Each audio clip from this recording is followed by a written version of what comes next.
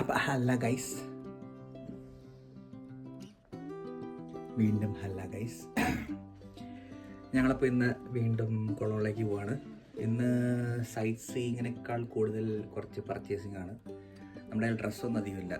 വീട്ടിൽ നിന്ന് കൊണ്ടുവന്ന വീട്ടിലേക്ക് ഇടാനായിട്ടുള്ള ഡ്രസ്സ് ടീഷർട്ട്സ് ഒന്നും അധികമില്ല. ബോട്ടംസൊക്കെ ഉണ്ട് എനിക്ക്, പക്ഷേ കുറച്ച് ടീഷർട്ട്സും നല്ല മേടിക്കണം. ഇവിടുത്തെ കടയിൽ പോയി ഭയങ്കര പൈസയായിരുന്നു. അത് കാരണം ഞങ്ങളിപ്പോൾ ഇന്ന് കൊളോണിലേക്ക് പോവാണ്. പിന്നെന്താണ്, ഞങ്ങൾക്ക് ടാക്സിയുടെ വന്നു. അപ്പോൾ ഞങ്ങൾക്ക് ബാങ്ക് അക്കൗണ്ട് തുറക്കാൻ പറ്റി. അപ്പോൾ സാലറി വരാൻ ഇനി വലിയ പ്രശ്നമില്ലാന്ന് വിചാരിക്കുന്നു. ഒരു ഓൺലൈൻ ബാങ്ക് അക്കൗണ്ടാണ്. ഇവിടെ ഓരോ ബാങ്കിനും ഓരോ പോളിസിയാണ്. ഇവിടെ ടാർഗോ ബാങ്കിലാണ് ഞങ്ങൾ ആദ്യം പോയത്. അതാണ് കുറേ പേര് സജസ്റ്റ് ചെയ്ത ബാങ്ക്. പക്ഷേ അവിടുത്തെ പ്രശ്നം എന്ന് പറഞ്ഞാൽ അവർക്ക് ഇവിടെ RP കാർഡ് വേണം, റെസിഡൻസി പെർമിറ്റ് കാർഡ്. അപ്പോൾ ഞങ്ങളെപ്പോലത്തെ ഷോർട്ട് ടേം ഒരു കൊല്ലത്തിലേക്ക് വന്ന് വർക്ക് വിസയ്ക്ക് വേണ്ടി താമസിക്കുന്ന ആൾക്കാർക്ക് RP കാർഡ് കിട്ടും, പക്ഷേ ഒരു 3-4 മാസം പിടിക്കും. അപ്പോൾ ഞങ്ങൾക്ക് എന്നാലും അത്രയും ഡിലേ ചെയ്യാൻ പറ്റില്ല. അപ്പോൾ ടാർഗോ പറ്റിയില്ല. പിന്നെ വേറെ VR ബാങ്കിൽ പോയി. VR ബാങ്കിൽ പോയപ്പോൾ അവർക്കാണെങ്കിൽ അപ്പോയിൻമെൻറ്റ് എടുക്കണം. ഇവിടെ ഏതിന് അപ്പോയിൻമെൻറ്റ് എടുക്കണം. നമ്മളൊരു റെസ്റ്റോറൻറ്റിൽ ഭക്ഷണം കഴിക്കാൻ പോകണമെങ്കിൽ വരെ അപ്പോയിൻമെൻറ്റ് എടുത്താൽ മാത്രമേ നമുക്ക് ബാക്കിലായിരുന്നു ലൈറ്റല്ലേ, സോറിയാ, അപ്പോയിൻമെൻറ്റ് എടുത്താൽ മാത്രമേ നമുക്ക് അവിടെ പോയി ഭക്ഷണം കഴിക്കാൻ പറ്റുള്ളൂ. അപ്പോൾ അതുപോലെ നമ്മൾ അപ്പോയിൻമെൻറ്റ് എടുത്തിട്ട് വേണം ബാങ്ക് അക്കൗണ്ട് ഓപ്പൺ ചെയ്യാൻ പോകാനായിട്ട്. അപ്പോൾ അത് കാരണം VR ബാങ്ക് പറ്റില്ല. പിന്നെ അവിടെ അക്കൗണ്ട് അതെന്ത് ചെറിയ ഒരു ബ്രാഞ്ചാണ് നമ്മുടെ അടുത്തുള്ളത്. അപ്പോൾ അത് കാരണം അവിടെ നമുക്ക് അക്കൗണ്ട് എടുക്കാൻ പറ്റിയില്ല. അപ്പോൾ അവർ പറഞ്ഞു നിങ്ങളൊന്നുമില്ലെങ്കിൽ സീബർഗ് പിന്നെ വേറെ ഏതൊരു സ്ഥലം പറഞ്ഞു, അവിടെ നിങ്ങൾ അപ്പോയിൻമെൻറ്റ് എടുത്തിട്ട് ഒരു ട്രാൻസ്ലേറ്ററെ കൊണ്ട് പോകണമെന്ന് പറഞ്ഞു. പക്ഷേ ഇവരൊന്നും അങ്ങനെ ഇംഗ്ലീഷ് അധികം സംസാരിക്കില്ല. അപ്പോൾ VR ബാങ്ക് നടന്നില്ല. പിന്നെ ഞങ്ങൾ ഡോയ്ഷെ ബാങ്ക് നോക്കിയപ്പോൾ ഡോയ്ഷെ ബാങ്ക് ഞങ്ങളുടെ അടുത്ത് എവിടെയില്ല. കൊമേഴ്സ് ബാങ്ക് നോക്കിയപ്പോൾ അതുമില്ല. ഇതെല്ലാം സീബർഗിലാണ് ഉള്ളത്.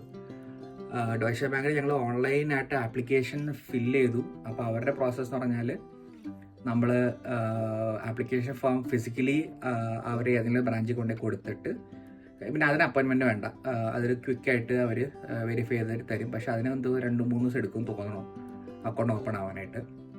പിന്നെ നമ്മൾ വേറെ ബാങ്ക്സ് ഒന്നും അങ്ങനെ ട്രൈ ചെയ്തില്ല. പിന്നെ നമ്മൾ കുറേ ഓൺലൈൻ മാത്രമായിട്ട് ബാങ്ക്സ് ഉണ്ട്.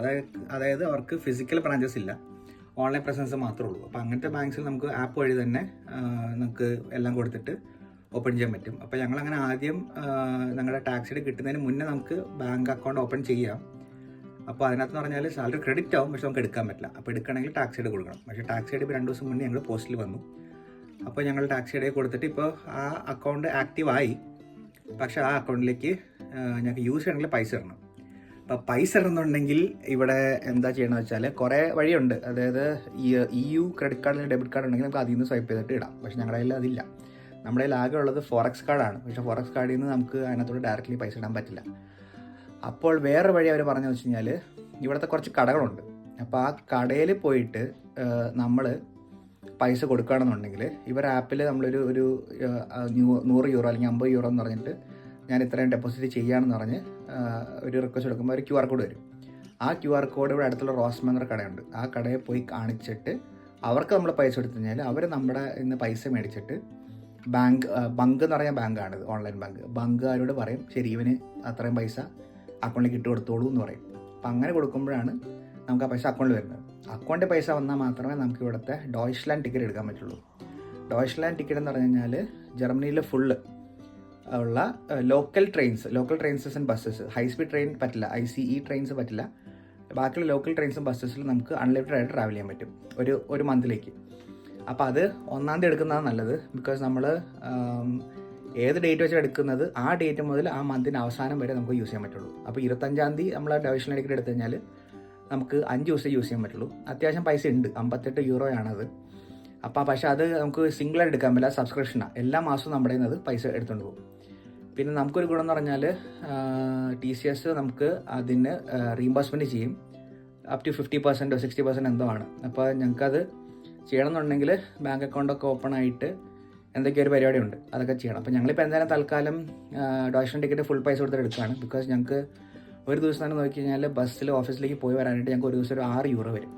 അപ്പോൾ 20 വർക്കിംഗ് ഡേയ്സ് കാൽക്കുലേറ്റ് ചെയ്ത് കഴിഞ്ഞാൽ എങ്ങനെയാലും 120 യൂറോസ് ആ ബസ്സിന് ചാർജ് ആവും. അപ്പോൾ അതിന് പകരം നമ്മൾ 58 യൂറോസ് കൊടുത്തെടുക്കുകയാണെന്നുണ്ടെങ്കിലും നമുക്ക് ലാഭം തന്നെയാണ്. പിന്നെ വീക്കെൻഡ് ഫുള്ള് നമുക്ക് അത് വെച്ചിട്ട് ഫുള്ള് കറങ്ങാൻ പറ്റും. അപ്പോൾ ഇന്നത്തെ പരിപാടി അതാണ്. ഇനി പോകുന്ന വഴിക്ക് വേറെ എന്തെങ്കിലും കൊണ്ടെങ്കിൽ കാണിച്ചു തരാം. അപ്പോൾ ബൈ. ഇതാണ് ഗൈസ് ഞങ്ങളുടെ സ്ഥിരം ATM. കോഫിലാണ് എന്തിനാ പോണേ? പാർക്കാശെ പാർക്കാശെ ബാങ്കിൽ നിന്നാണ്. ഞാൻ വിളിക്കുന്നത് ക്രിക്ക് പ്രിസ്ക് ബാങ്കിൽ നിന്നാണ്. ഇവിടെയാണ് ഫ്രീ ATM ഉള്ളത്. ഈ ATM പൈസ എടുത്താൽ ചാർജ് ഇല്ല ഗൈസ്. അതാണ് ഗൈസ് ഞങ്ങളുടെ ഓഫീസ് UPS. അപ്പോൾ ഞങ്ങൾ കൊളോൺ സ്റ്റേഷൻ എത്തി ഗൈസ്. ചെറിയൊരു പണി പറ്റി. ഞാൻ ഡോയ്സ്ലാൻ ടിക്കറ്റ് എടുക്കാൻ നോക്കിയപ്പോൾ ഇവിടെ വെരിഫിക്കേഷൻ ചെയ്യണം. അതൊരു വേരിമി എന്ന് പറയുന്ന ആപ്പിൽ കൂടെയാണ്. അത് രഞ്ജിത്തിന് വർക്ക് ചെയ്തു. ഞാൻ എത്ര ചെയ്തിട്ടും എൻ്റെ വെരിഫൈ ചെയ്യാൻ പറ്റുന്നില്ല. അതുകൊണ്ട് എനിക്ക് ഡോയ്സ്ലാൻ ടിക്കറ്റ് എടുക്കാൻ പറ്റിയില്ല. പഠിച്ച പണി പതിനെട്ടും നോക്കി ഗൈസ്, പക്ഷേ നടന്നില്ല. മൊത്തം പാസ്പോർട്ടും ഫേസ് സെൽഫിയൊക്കെ എടുത്ത് കൊടുക്കുമ്പോഴത്തേക്കും എന്താണ് അത് വെരിഫൈ ചെയ്യും 30 സെക്കൻഡ്സിൽ വെരിഫൈ ചെയ്യുമെന്ന് പറഞ്ഞിട്ടൊന്നും ആവുന്നില്ല. അപ്പോൾ എനിക്ക് ഡോയ്സ്ലാൻ ടിക്കറ്റ് എടുക്കാൻ പറ്റില്ല. അപ്പോൾ അതാണ് ഞാനൊരു ഡേ ടിക്കറ്റ് എടുത്തു. ഇനി അതിനുശേഷം അവരെ സപ്പോർട്ടിനെ വിളിച്ചിട്ട് കരഞ്ഞ് കലപിടിച്ച് നോക്കണം വെരിഫൈ ചെയ്യാൻ പറ്റുമെന്ന്. അല്ലെങ്കിൽ ബാങ്ക് അക്കൗണ്ട് വെച്ച് വെരിഫൈ ചെയ്യാൻ പറ്റില്ല. പക്ഷേ അത് നമ്മുടെ ഓൺലൈൻ ബാങ്ക് അക്കൗണ്ട്സ് അവരെടുക്കില്ല. അവർ പ്രോപ്പർ ബാങ്ക് അക്കൗണ്ട്സ് എടുക്കുള്ളൂ. അപ്പോൾ അതായിട്ടില്ല. അപ്പോൾ ഇവിടെ ഇതെല്ലാം കണക്റ്റഡ് ആണ്. ഏതെങ്കിലും ഒരു സാധനം വർക്ക് ചെയ്തില്ലെങ്കിൽ പിന്നെ ഒന്നും വർക്ക് ചെയ്യില്ല. അതാണ് നമ്മുടെ കഷ്ടപ്പാട്. ഈ ചങ്ങായിക്ക് കറക്റ്റായിട്ട് വർക്ക് ചെയ്തു. എനിക്ക് വർക്ക് ചെയ്യില്ല. ഒരു 1.5 മണിക്കൂർ ഞങ്ങൾ വെറുതെ അവിടെ ഇവിടെയൊക്കെ നിന്ന് പാസ്പോർട്ട് ഫോട്ടോ എടുത്ത് ഫേസ് സെൽഫി എടുത്ത് അങ്ങനെ തന്നെയൊക്കെ ചെയ്ത് കുറേ ഒരു 1.5 മണിക്കൂർ വെറുതെ കളഞ്ഞു. ഇപ്പോൾ സമയം എത്രയാടാ? 1 മണിയായി. ഞങ്ങൾ 11 മണിക്ക് അങ്ങാണ്ട് വീട്ടിൽ നിന്ന് ഇറങ്ങിയതാണ്. 2 മണിക്കൂറൊന്നും വേണ്ട ഇവിടെ എത്തണമെങ്കിൽ. ഞങ്ങൾ കുറേ നേരം വെറുതെ പുറത്ത് ഈ സാധനം ചെയ്യാനായിട്ട് എനിക്കിത് ചെയ്യാൻ വേണ്ടിയിട്ട് കളഞ്ഞു. ഇങ്ങോട്ട് വേണം? അങ്ങോട്ടാണോ ഇങ്ങോട്ടാണോ? ഇവിടെ മൊത്തം മറ്റേ ഇത് വൈബാണ്. നമ്മുടെ കാർണിവൽ, കൊളോൺ കാർണിവൽ വൈബാണ്. എല്ലാവരും മറ്റേ കൊളോൺ കാർണിവൽ ഡ്രസ്സൊക്കെ ഇട്ടാണ് നടക്കുന്നത്.